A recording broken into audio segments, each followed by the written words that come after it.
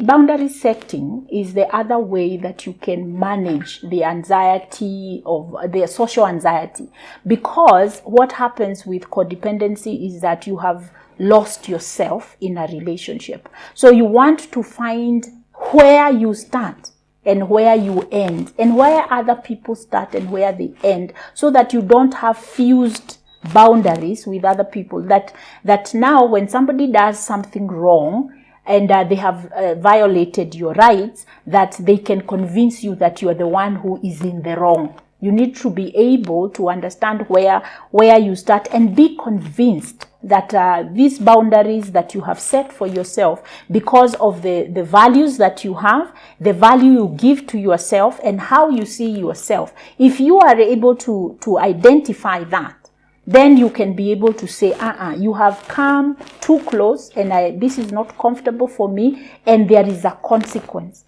that if you continue to do this, that I am going to walk away from you. And you need to have that kind of courage. That's how you deal with codependency, is by setting boundaries. You cannot set boundaries if you don't know what they are.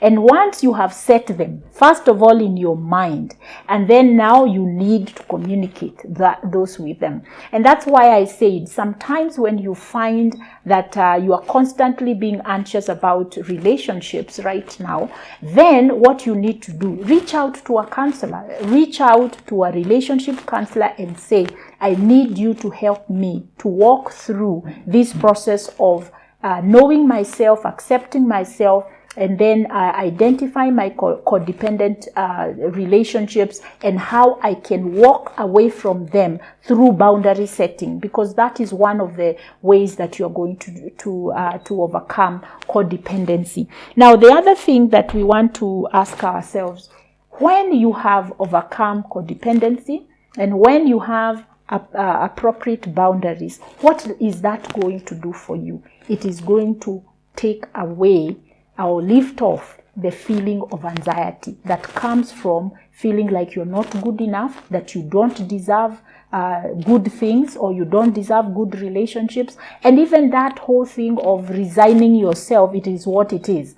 When you work on these issues of poor boundaries and codependency, you will have more confidence in yourself. And then the anxiety that you feel, the social anxiety you feel, it will reduce considerably, because you have begun the process of accepting that you deserve good things and you deserve good relationships.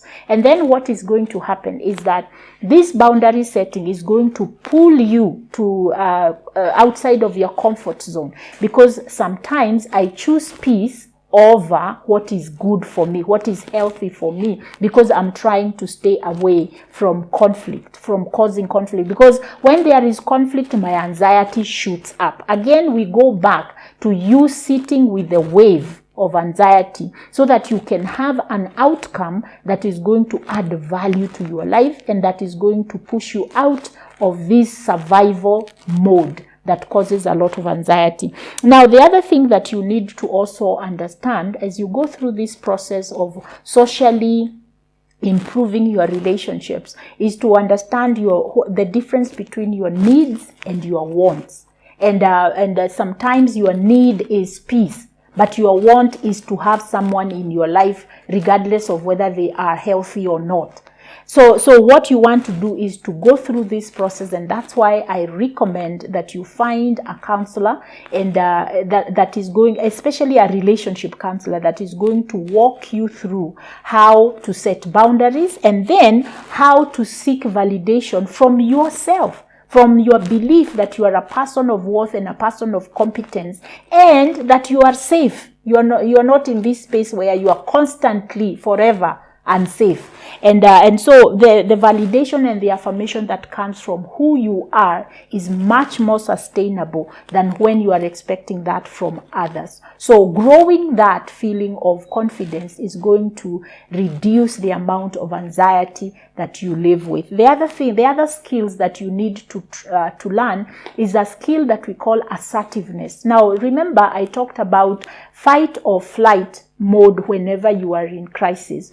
In the middle, there is what we call assertiveness. And assertiveness is a way of communicating, is a way of being confident of what you need, and being able to communicate that clearly without whining or without violating other people's lives, but being able to say, this is how I feel when you do such and such behavior, and I would like you to stop so that we can have a peaceful relationship. And if you do not stop, this is the consequence. So for instance, with sometimes people struggle a lot with family relationships, and people take advantage of you, or people don't pay attention to what you need. It is important for you to set those boundaries by using the assertiveness technique.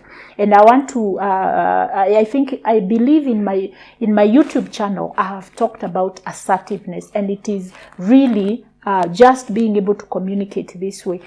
I feel a certain way when you act in this way, and I would like you to stop so that we can have a better relationship. And if you don't stop, this is going to be the consequence. That is assertiveness in a nutshell. The opposite of assertiveness is either passive aggression. So you make me feel a certain way. I shut you out of my life. I don't talk to you. I withhold things that you need.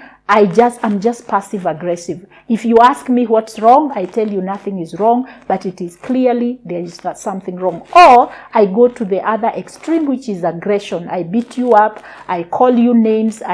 I tear you down because I am so mad at you for something that you did. So we want to stay away from those two extremes and go with this assertiveness, because when we are assertive, we feel much more comfortable and confident, and our relationships are much better.